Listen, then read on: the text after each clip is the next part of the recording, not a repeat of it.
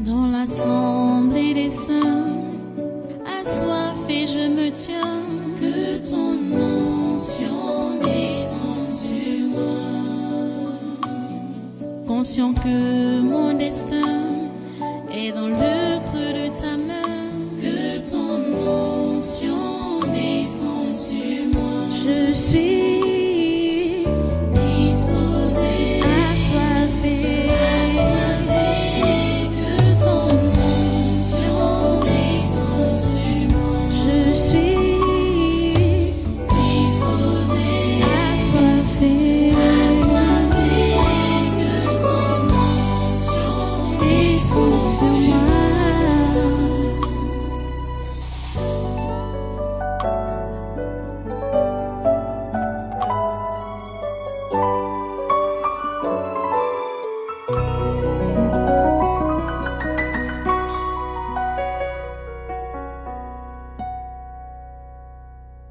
Alléluia. Merci pour ta participation dans cette prière.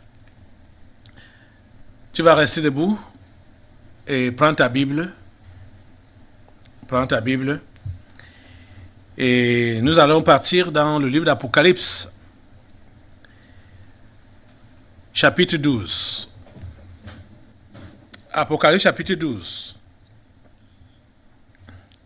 Nous allons lire tout ce chapitre, hein. C'est 18 versets. Lisons cela. Je vous ai dit que ce livre d'Apocalypse, cette vision de Jean et ses prophéties,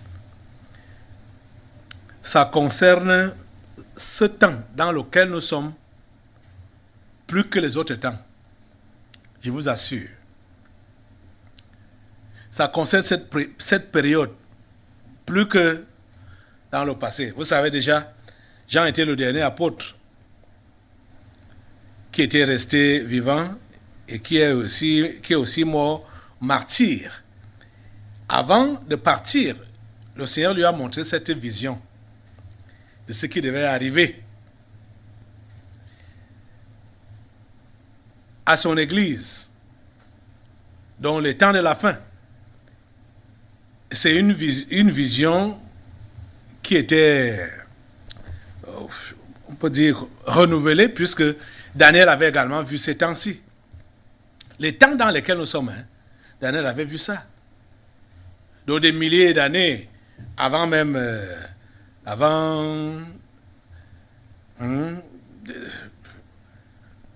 et pour Jean, ça fait déjà, oui, des milliers d'années. Dieu a eu à rappeler, à faire voir, même comme c'est difficile à comprendre. Mais depuis que le diable et ses agents ont eux-mêmes décidé de faire accomplir la parole de Dieu, c'est là que nos yeux s'ouvrent pour que nous puissions comprendre que nous sommes dans le temps. Donc, il n'y a même plus question de reculer ou de s'arrêter. On doit seulement avancer. On n'a plus rien à perdre.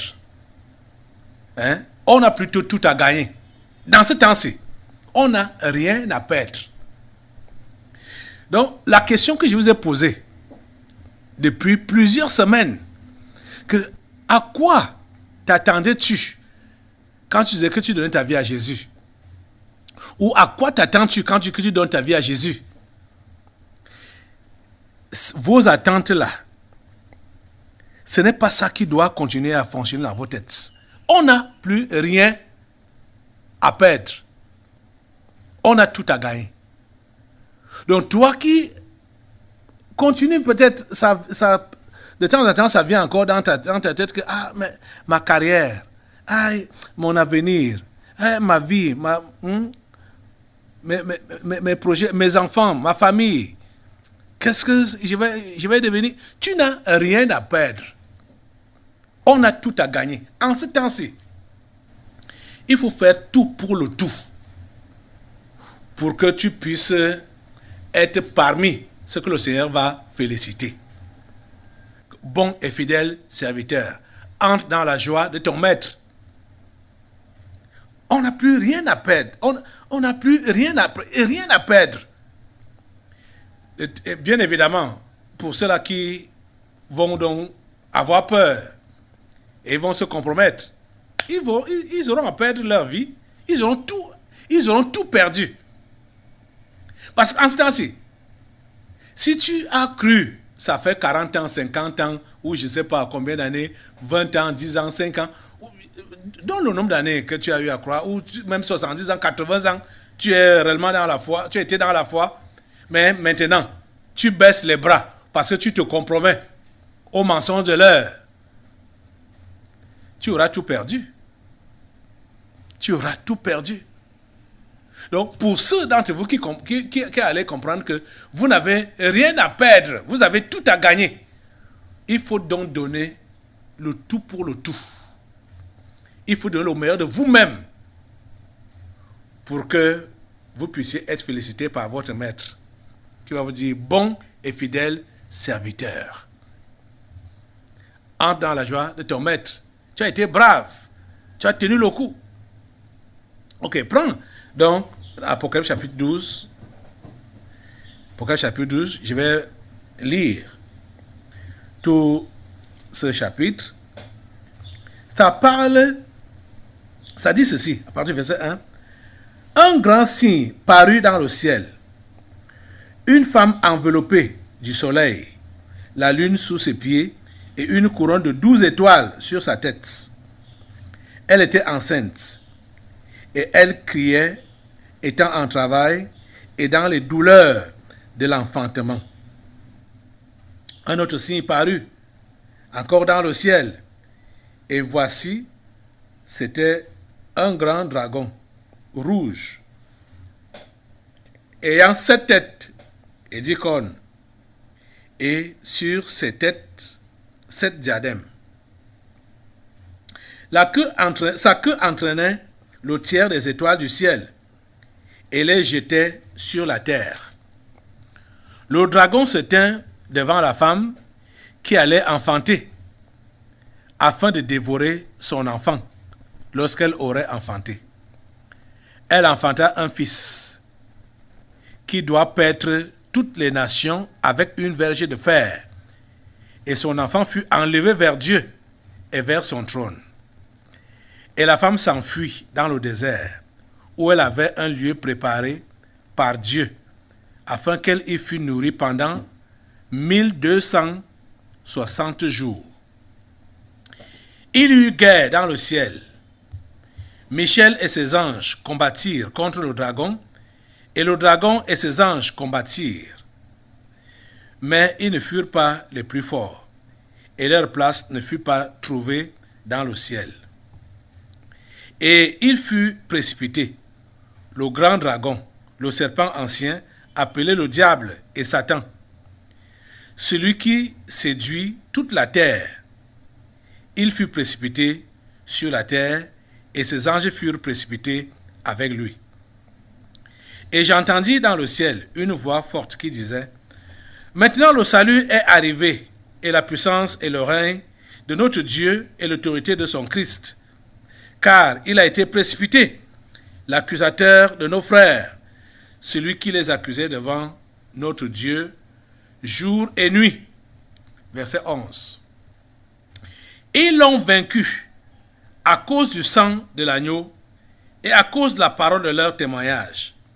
Et ils n'ont pas aimé leur vie jusqu'à craindre la mort. C'est pourquoi réjouissez-vous, cieux, et vous qui habitez dans les cieux. Malheur à la terre et à la mer, car le diable est descendu vers vous, animé d'une grande colère, sachant qu'il a peu de temps. Quand le dragon vit qu'il avait été précipité sur la terre, il poursuivit la femme qui avait enfanté l'enfant mâle. Et les 2 ailes du grand aigle furent données à la femme, afin qu'elle s'envolât au désert, vers son lieu, où elle est nourrie un temps, des temps et la moitié d'un temps, loin de la face du serpent. Et de la bouche Et de sa bouche, le serpent lança de l'eau, comme un fleuve, derrière la femme, afin de l'entraîner par le fleuve. Et la terre secourut la femme. Et la terre ouvrit sa bouche et engloutit le fleuve que le dragon avait lancé de sa bouche. Et le dragon fut irrité contre la femme, et il s'en alla faire la guerre au reste de sa postérité, à ceux qui gardent les commandements de Dieu et qui ont le témoignage de Jésus-Christ. Et il se tint sur le sable de la mer. Prions le Seigneur. Notre Dieu, nous te remercions pour ta parole de ce jour. Nous te prions, Père Saint, d'ouvrir l'intelligence et la compréhension de tes enfants. Nous te prions, Père Saint, pour l'assistance de ton Esprit béni auprès de tous tes enfants, pour qu'ils puissent comprendre tes révélations, comprendre tes instructions, et donne-leur le courage de pouvoir les mettre en pratique. Oh Dieu, s'il te plaît, interviens. Ma prière en cet instant est que ta volonté s'accomplisse dans chaque vie qui écoute tes instructions maintenant. Oh Dieu, s'il te plaît, interviens et accomplis ta volonté dans nos vies. Père Saint, nous sommes à toi, nous attendons à toi. Nos mains sont levées vers toi, Seigneur. C'est de toi que nous vient le secours. C'est de toi que nous vient l'aide. Nous sommes en ce temps de la fin. Seigneur, s'il te plaît, ouvre les esprits des uns et des autres afin qu'ils puissent comprendre, saisir et collaborer avec toi. Merci, ô Dieu, parce que tu donnes à chacun qui comprend ce message maintenant, qui n'a rien à perdre. Tes enfants, donne-leur de comprendre qu'ils n'ont rien à perdre. Et que chacun doit réellement donner le tout pour le tout. En ce temps-ci, pendant cette période, pendant ce siècle, cette année, cette décennie et ce siècle, Seigneur, accomplis ta volonté dans nos vies. À toi toute la gloire et tous les honneurs. Au nom puissant de Jésus, nous avons prié. Amen. Amen. Prenez place. Soyez tous les bienvenus à ce culte, une fois de plus. Tous ceux-là qui nous prennent partout dans le monde, soyez les bienvenus à ce congrès du surnaturel de ce 14 novembre 2021. L'année de grâce du Seigneur, un jour de grâce du Seigneur. Alléluia. C'est un jour de grâce. C'est vrai, nous avons commencé ce culte sous la pluie, hein? Et vous savez dans quelles conditions nous sommes. Nous bénissons Dieu pour tout ça. Sous des temps de fortune, quand il pleut, quand il fait soleil, on subit. Ça fait partie de ce que Dieu a prévu en ce temps-ci. Quand vous entendez parler de la femme qui devait accoucher un fils et qui a accouché, le dragon voulait dévorer son fils. La femme a fui au désert. Vous savez ce qu'on appelle désert? Désert, ce n'est pas un endroit facile, ce n'est pas un endroit aisé. Je vais vous dire, vous de révéler ce qui est dit dans ce passage que nous venons de lire. Et je vous dis que nous sommes dans le contexte. Il dit, Apocalypse chapitre 12 donc, je reprends, un grand signe parut dans le ciel, une femme enveloppée du soleil, la lune sous ses pieds et une couronne de 12 étoiles sur sa tête. Elle était enceinte et elle criait, étant en travail et dans les douleurs de l'enfantement. Quand vous entendez, vous parlez de cette femme, bon, je sais que naturellement, dans la compréhension simple, certains vont dire, vont comprendre que bon, il s'agit de Marie qui devait donc enfanter Jésus, le Sauveur et tout ça là. Mais je vais vous dire que dans la révélation réelle ou les termes réels. La femme enceinte ici, la femme en plein travail, éprouvant les douleurs de l'enfantement, c'est cette femme qui est normalement l'épouse de notre Seigneur Jésus-Christ. C'est l'Église. Donc il avait parlé et il a dit, je bâtirai mon Église et les portes de ce jour des morts ne prévaudront point contre elle. C'est vrai qu'on peut on peut assimiler cette femme à Marie, mère naturelle de Jésus. Mais je vous dis qu'il s'agit de l'épouse de Jésus, qui est donc l'Église, le corps de Christ. Vous comprenez ça? C'est un grand signe. Elle était enceinte et elle criait, étant en travail et dans les douleurs de l'enfantement. Et vous allez voir que dans cette vision, beaucoup de choses sont dites à la fois. Ce n'est pas dit dans la chronologie, c'est-à-dire une vision progressive, mais ce sont des séquences. Le chapitre 12 de Apocalypse qu'on a lu là, je vous dis que pour comprendre la Bible, ce n'est pas l'intelligence naturelle qui comprend la Bible, c'est le Saint-Esprit qui révèle. C'est le Saint-Esprit qui révèle. Vous allez lire, comme on a lu Apocalypse 12 là, vous allez voir que les différentes choses sont comme... c'est comme décousu. Je l'ai déjà dit, ce n'est pas chronologique, mais ce sont des révélations, ce sont des séquences, des révélations que Dieu a juste voulu montrer à son peuple et à son enfant. Parce que le Seigneur ne veut pas qu'on comprenne ces choses avec la tête naturelle là. C'est pas ça. Donc,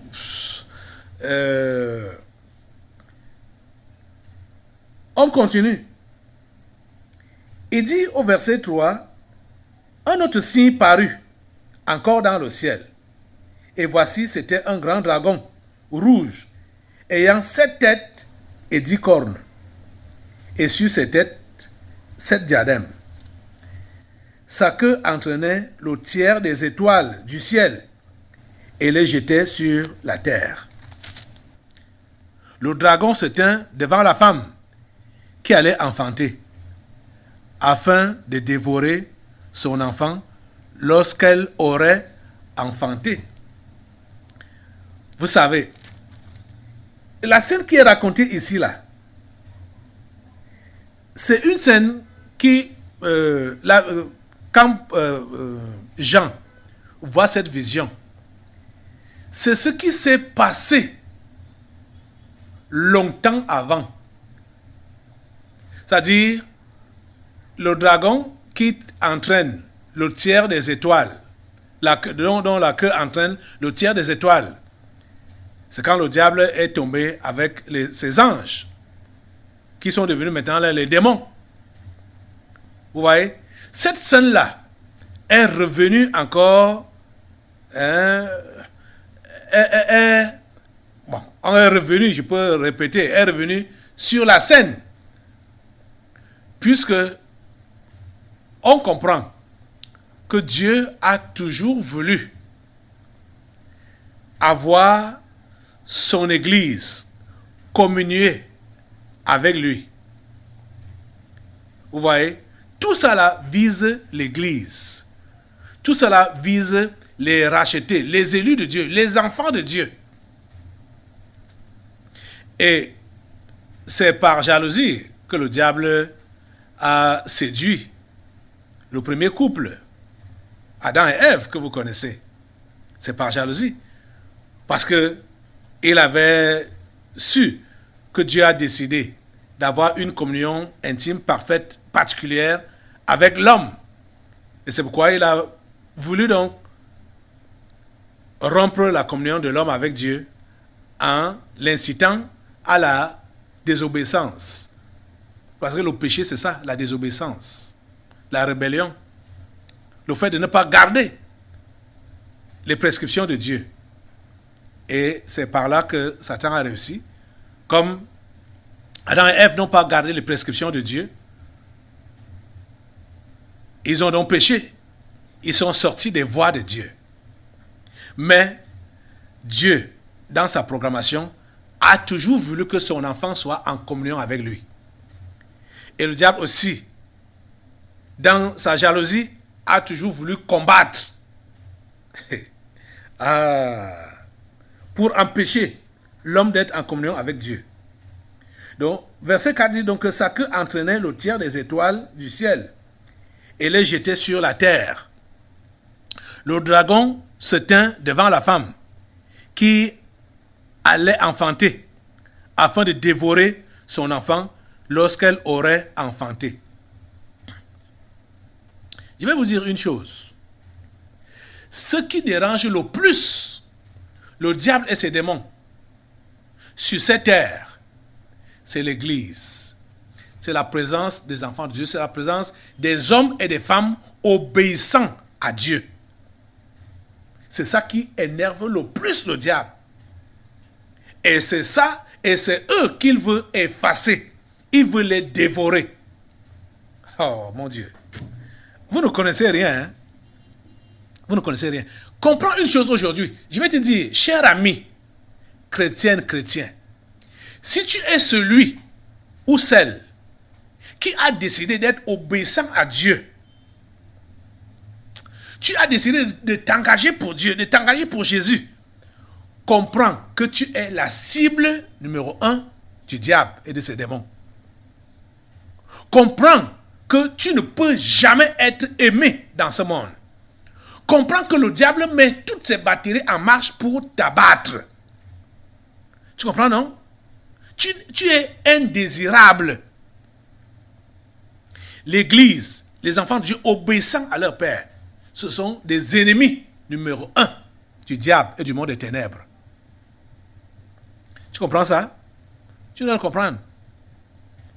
C'est pourquoi tu n'as pas besoin de pleurer ou chercher l'amitié des uns et des autres, chercher le soutien des uns et des autres, le secours des uns et des autres. Non. En tant qu'enfant de Dieu, tu ne peux pas être aimé par les gens de ce monde. Tu ne peux pas être aimé par le diable. En tant qu'enfant de Dieu, tu es la cible numéro 1. Tu comprends ça? Il veut te détruire. Il veut t'anéantir. Il veut ta mort. Il veut ta disparition. Vous avez suivi jeudi passé, je crois, ce démon qui incarnait l'une des tantes charnelles, Clotilde Ngoloa. Quand il a été défait, ce démon a été défait et est rentré aux abîmes. Et vous savez que en finissant avec ce démon-là, elle l'a envoyé aux abîmes, c'était le chemin de non-retour. Il fait tout et tout pour vouloir se réincarner et continuer. Et c'était la 4e fois que ce démon était venu sur la terre. La 4e fois. Donc il était à sa 4e réincarnation. Vous comprenez ça? Et la 4e réincarnation était donc pour empêcher que moi, Caleb Ngwatangana, je ne puisse pas accomplir le but pour lequel Dieu m'a créé. Le but pour lequel il m'a envoyé sur cette terre. C'est pourquoi je suis né dans cette famille et il est venu dans cette famille pour donc s'interposer, s'intercaler et m'empêcher de faire le travail de Dieu. Mais Dieu, dans sa grâce, Seigneur,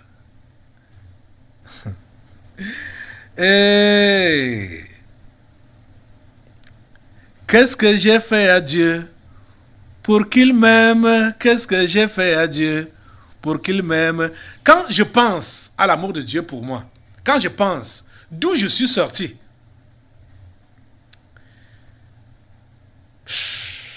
il n'y a pas de mesure possible. Il n'y a pas un élément de mesure possible pour mesurer l'amour de Dieu pour moi. Franchement parlant. Je ne sais pas comment il a fait pour m'aimer et pour me sortir de ces griffes. C'est pourquoi, toi, qui dis que tu lui as donné ta vie, il faut que tu comprennes que rien ne peut t'arriver sans sa volonté. Même si tu es né au milieu des loups, même si tu as été accouché par une sorcière ou même par un ange déchu, mais il a permis que tu passes par là, c'est pour montrer sa toute-puissance. Ces gens ne peuvent pas empêcher que ces plans dans ta vie puissent s'accomplir.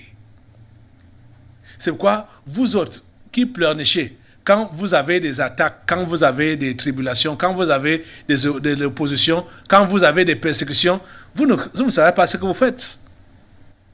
Dieu ne peut pas permettre que vous soyez tentés au-delà de vos forces. Dieu ne peut pas permettre, il ne peut pas permettre. Si tu cèdes à la tentation, c'est que toi-même tu as voulu. C'est que tu as voulu, je t'assure. Quand j'essaie d'imaginer comment j'ai vécu avec cette femme dans ma jeunesse, dans mon enfance, et elle n'a pas réussi à m'ensorceler, jusqu'à ce que je suis né de nouveau. Je suis devenu chrétien. Je me suis engagé dans le service de Dieu.